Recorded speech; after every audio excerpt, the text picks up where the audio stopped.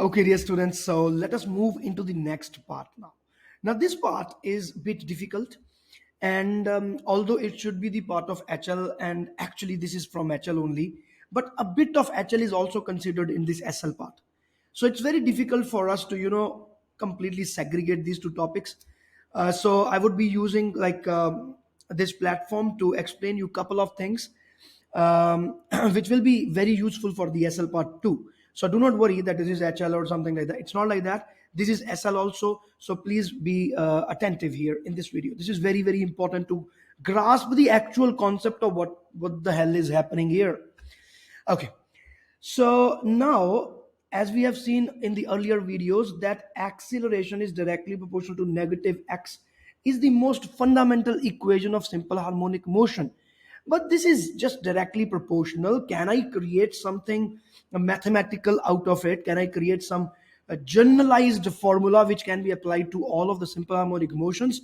So let us do that. So the mathematicians say that acceleration is basically the double differentiation of the displacement, so it becomes a differential equation. We can solve it easily. Now what is happening? Acceleration can be written as the double differentiation of displacement with respect to time, and this is equal to negative of kx, because k is the constant of proportionality, and it is also the spring's constant. So in the case of spring system, clearly this can be written. But now what happens?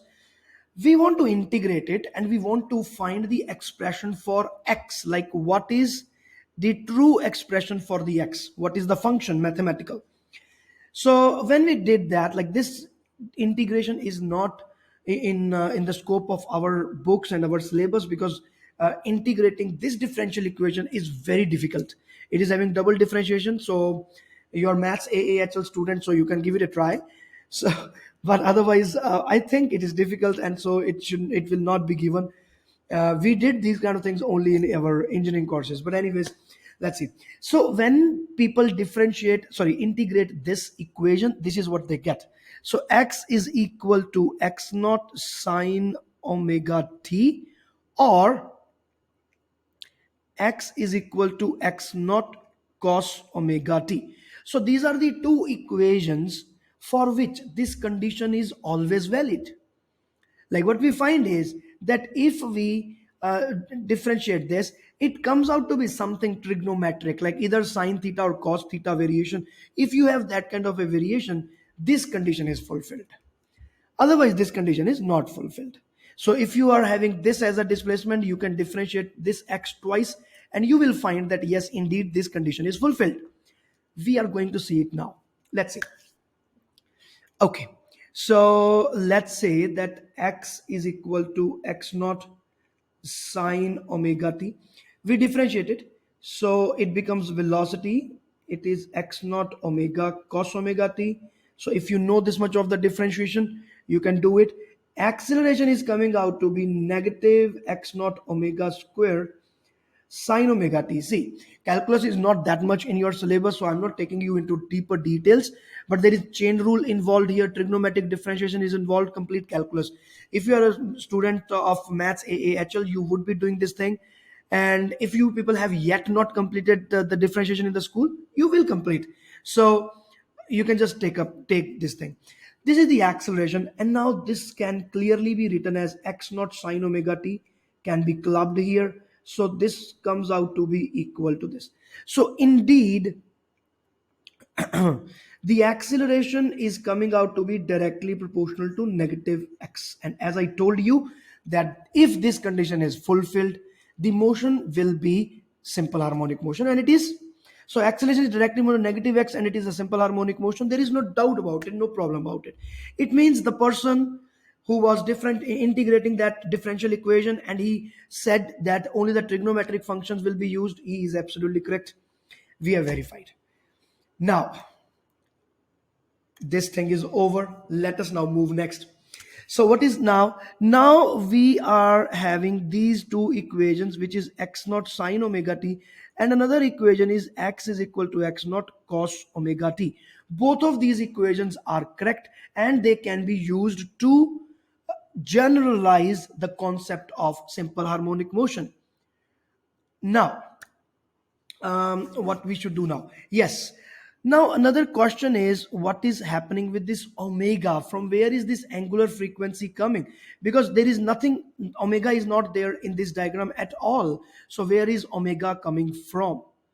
So let me show you some like one diagram there. I have the another animation waiting for us. Yes, here.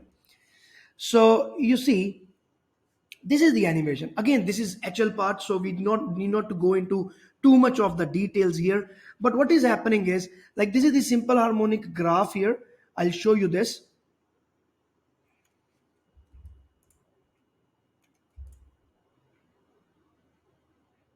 Okay, see this thing. Now this is what is happening in this simple harmonic motion. Now the question is, from where are we getting this omega? From where is this omega coming into picture? So this omega is like, this is the simple harmonic motion, which is clearly the sinusoidal motion. You can say sine theta or cos theta motion is there. But obviously, comparatively, it is difficult to deal with this motion. So this motion can be converted into a simple uniform circular motion, uniform circular motion. Now, what do you mean by uniform? Uniform means that the velocity is not changing. It is moving with the same omega everywhere. This is the spring mass system actually which is happening. We wanted to understand this. To understand this, we found mathematically that it is coming out to be a harmonic function, which was again difficult for you to understand or difficult for us to see things. So we converted this into the uniform circular motion, which is far more easier to understand. So now, from every this thing, what we find is that omega comes to the picture. Omega comes to the picture. We will find the expression for the time period and others, and at that time I will prove you that omega is actually equal to mk square. Sorry, k is equal to m omega square. Yes, k is equal to m omega square. This is the relation between k and omega and all that. So this omega. So eventually we are converting our simple harmonic motion into the circular motion. That is why we talk in the terms of omega. Now this much is enough for this thing now. Let us now move to the next part of this video, but I'm not disconnecting this video. You can pause the video if you want, and then we can move further. Okay, so let's see. Yes. Now here, this is Desmos. I'm using this Desmos here to show you how the graphs look like for the simple harmonic motion and how we can draw this. So I will start from, first of all, a bit of theory, and then we will move into graphs. So x is equal to x naught sine omega t. And there is another equation which is x is equal to x naught cos omega t. So first of all, when are we going to use which equation? So x is equal to x naught sine omega t is used when the body is at mean position, or you can say equilibrium. That word is more famous in IB, equilibrium position. Okay, equilibrium position at t is equal to 0. And if it is at extreme positions, at t is equal to 0, we use x naught cos omega t. So first of all, this is the difference between these two formulas. Now let me derive the velocity function and the acceleration for this. Let me differentiate it. So velocity here will be x naught omega cos omega t. I'm going to give you very important information in this video, very important formulas. They are usable even in SL, even in topic 4, so do not underestimate this. Acceleration can be written as negative x naught omega square sine omega t. And for this, the velocity will come out to be negative x naught omega sine omega t, and acceleration will be x naught omega square cos omega t. That is the acceleration. These are the variations, and I'm going to show all these variations in the Desmos in this graph. So things will be very clear to you, like what is happening with the displacement, velocity, and acceleration. But before that, these formulas are very important even for the SL part, but these formulas are given only in topic 9 in the data booklet. So for the old syllabus students, they can refer to topic 9 in the data booklet. These equations are given there, so there is no confusion. No need to remember them. They are already given in the formula booklet. For the new syllabus students, you can also search these formulas in your data booklet. They should also be present there. Majorly, this topic is HL topic, but some part of it is considered in the SL also. Now, point to be noted, what is the maximum velocity? What is the amplitude of the maximum velocity here? So clearly it is coming out to be x naught omega, x naught omega. So this is x naught omega. Another point to be noted is what is the magnitude of the amplitude of acceleration, means the maximum acceleration. So the maximum acceleration is x naught omega square, isn't it? This is the amplitude here in both of the cases. So this is another point that we have to note. The picture is not yet finished. The movie is going on. So now what next? This is done. Now all these formulas, they give you the displacement, velocity, and acceleration as a function of time. But what if the displacement is given to you? We say that what is the velocity of the body when the displacement is this? What to do at that time? We need to have some formulas for the velocity as well as for acceleration in the terms of x. So I am not giving you the derivation, okay, because it will be taking a lot of time and all that. But listen, this is found to be equal to omega into x naught square minus x square square root. Even this formula is given in the data booklet. You can just find it. You need to locate it. My advice to you is, even if you are SL student, even then at least locate this formula in the data booklet. So if by the way you have that question by mistake in your examination, you should be able to use the formulas given for the HL students also. What is the big deal in that? So velocity is this, and the acceleration in the terms of x is again the old formula. A is equal to negative omega square x, which is the fundamental equation for simple harmonic motion. So these two formulas are also very elusive and hidden, and students are not able to see them and utilize them abruptly. So these are very important formulations. If you do not know this and there is a question that what is the velocity at the displacement this, so first with the help of this equation you will find the time t, then you have to put the time t into this equation to find the velocity at that time. That will be a very long process. It will be taking up a lot of time in your examination.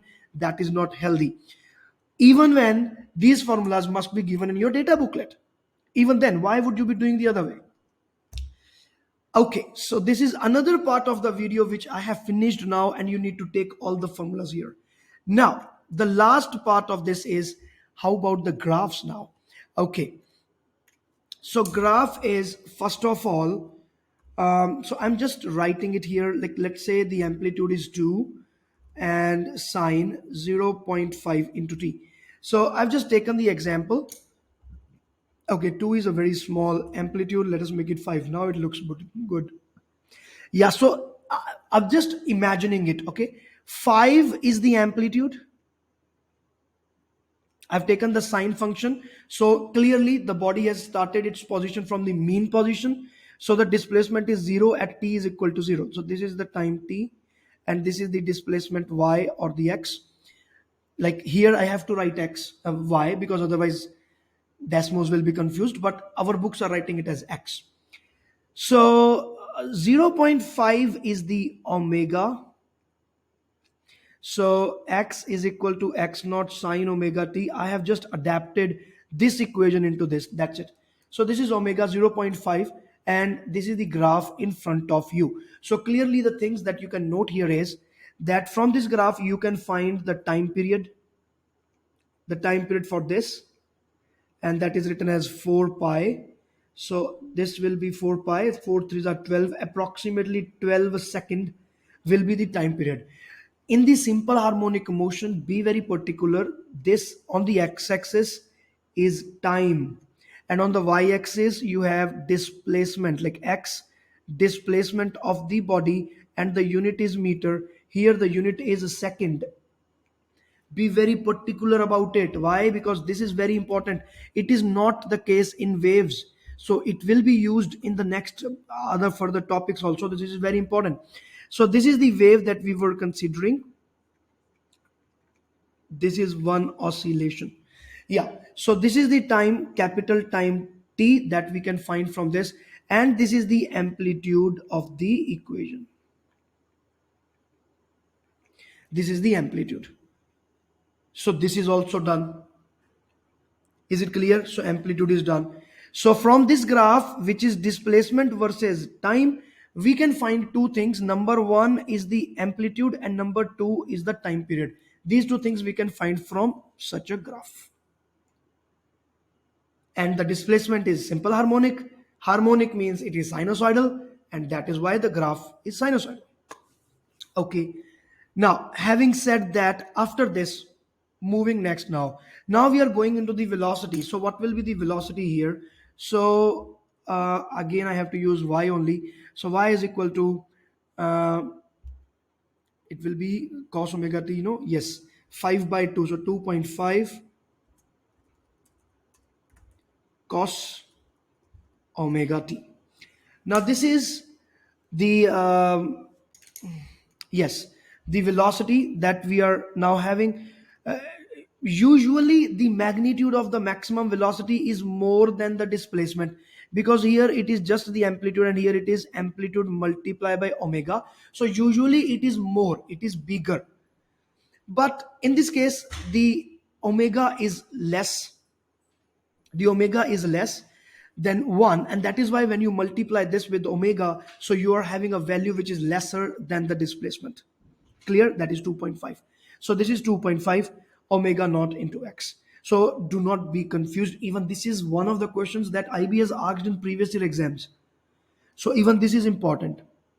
Okay, now this is the velocity. So velocity is clearly the cos function. It is starting from extreme position. Yes, it is going like this. Now it is going from the extreme position. So this is the cos function. So when the time period is over, here the oscillation is over, the velocity is showing the maximum value.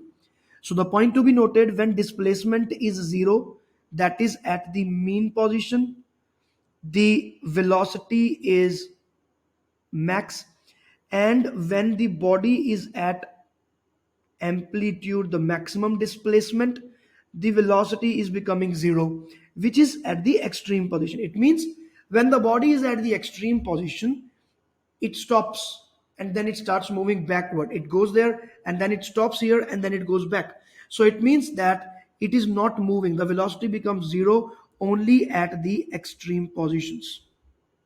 Again, when the body comes back again to the mean position here, the velocity is again maximum.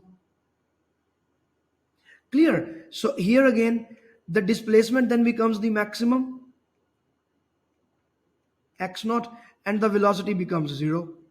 This is extreme position. So at the extreme position, again the velocity is 0. So we can understand these things, and this is how it works. Now, if we further want to go, like we want to draw the graph for the acceleration also, so it will be given by 2.5 further divided by 2, so it will be 1.25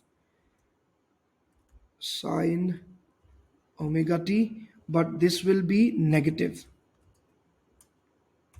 This is the equation. So this is the equation for the acceleration.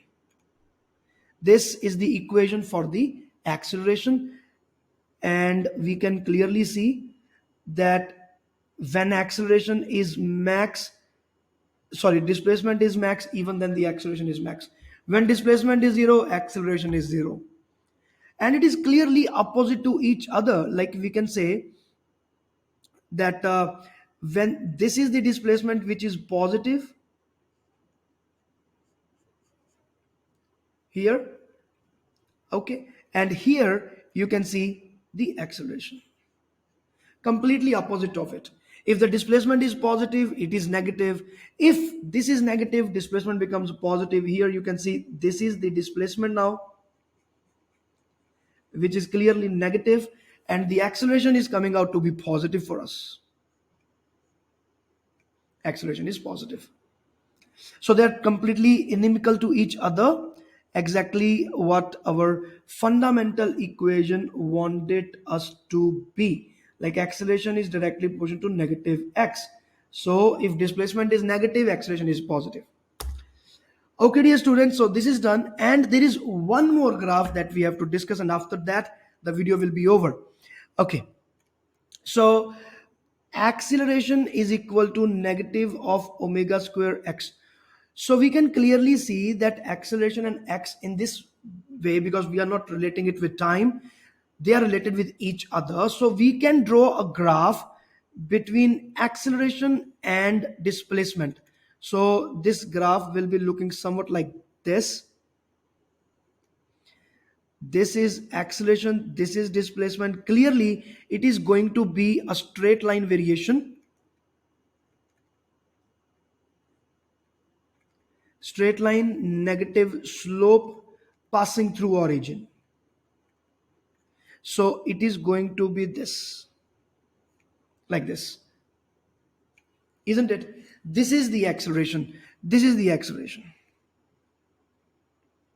like this. So this is a straight line graph, and it is having a maximum value. This will be a naught, this will be x naught, the maximum value x naught. It is a straight line, number one. Number two, negative slope. Number three, it is passing through the origin. This is the most important graph for SL students, because you would be getting this graph in SL part. This is the only graph majorly. These graphs are treated to be in HL, that is why. So this is very important graph for you, do not neglect it. Okay, dear students, so this is it, and I think this is everything for the simple harmonic motion. So from the old syllabus point of view, topic 4.1 is completely over. The simple harmonic motion oscillations from the SL point of view is over. We would be going for the next topic, 4.2, in our next videos. Okay, dear students, this is Professor Varun. Thanks for joining. All the best. Bye.